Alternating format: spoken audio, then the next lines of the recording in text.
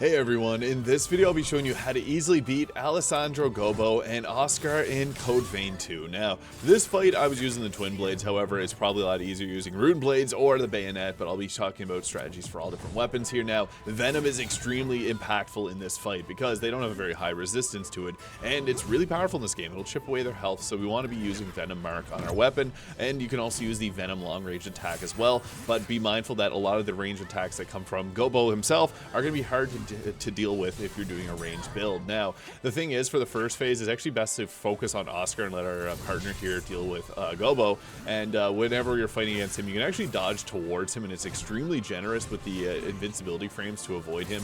I would highly recommend having the fast dodge for this fight, especially for phase 2 of this fight, because there are some pretty crazy things that we do have to watch out for, and having that extra invincibility frames is very important. The bat jail is also really important too, because it's a ranged way for us to get our Ichor back so we can continue to keep using abilities. I'm also using Blade Dancer with the Venom Mark because every single attack we do is going to continually keep scaling up our damage over and over. But for this first phase, honestly, just focus on Oscar. He does have some very large arcing attacks. And phase 1 is mostly meant to be played defensively so that we don't burn through our items, so that when we get into the second phase, we got a lot more ability to survive, because these attacks are pretty unfair, I'll be honest. Some of these attacks have a huge hit marker, so the thing is with this fight, he's going to sometimes look like he's actually focusing on your teammate. Always be anticipating a shot coming your way, because he will switch targets really quickly, and he has a lot of those large area of effect damaging attacks, which will end up creating a surface on the ground too. Now, I found it really hard to get drain attacks off on him for whatever reason. I'm not sure why. I thought humanoid enemies would be a little easier in that regard, but it was quite challenging.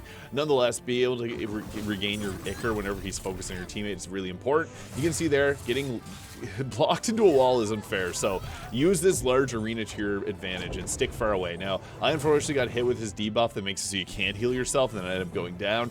And anytime your teammate goes, or your partner goes down, run to the other side of the arena and play defensively. He seemingly used worse attacks whenever you're further away from him, so that is really useful there. I like having an attack that has a dodge built in, like that one there, because a lot of his attacks, he's going to use a large arcing sweep to be able to hit you and your partner at the same time. So even if you're from behind, he can still hit you. So just be mindful of that. It's really challenging in the second phase, and that's why the Venom is so important. You can see there, it's just continually ripping apart his health bar. It does a considerable amount, and it'll let you play more defensively here so that you can focus on staying alive, because the Venom is doing its trick, and then whenever it goes away, you can then go in and reapply it. I also want to mention again that there's a Venom range spell that you can use, but it's a little more challenging to get off on this boss fight. But let me know if you have any questions on how to beat Alessandro Gobbo and Oscar in Code Vein 2, and I'll show you the build in the comments. Have a great day.